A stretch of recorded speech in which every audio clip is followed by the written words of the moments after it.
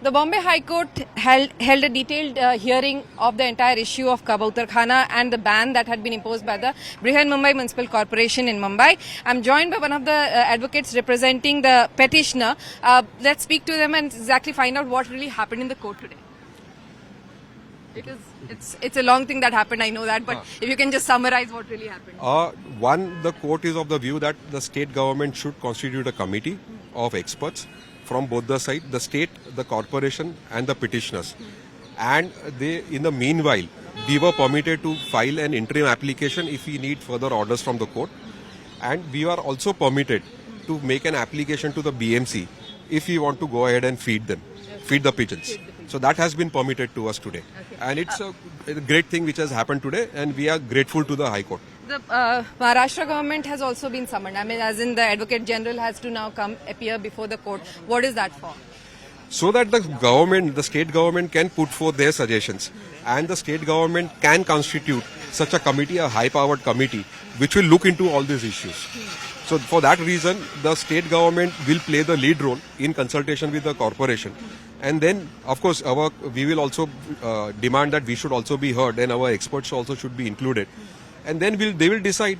Either way, it will be a detailed scientific data which will be considered. And then whatever report they prepare and submit, the court is of the view that then that report should be accepted by all. In the last few days, we had seen that various ministers, especially we had seen Mangal Prabhat Lodha, BJP MLA, and also a minister, and even the Chief Minister himself, stating that it is not the government which has passed an order, it is done by the BMC, by the Bombay High Court, in fact. Today we heard Justice Kulkarni speak about it, that it was not really our order.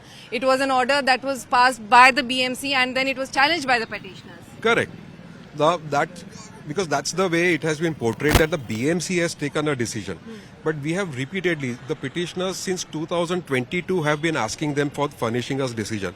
I have repeatedly requested the court and the BMC to furnish us the inspection, the report, based on which they have passed the report, policy or any order which is there. Till date it has not been furnished. The court is of the view that the notice board which is put outside the various Kabautarkhana itself is the direction. But I don't think that's the way the BMC function.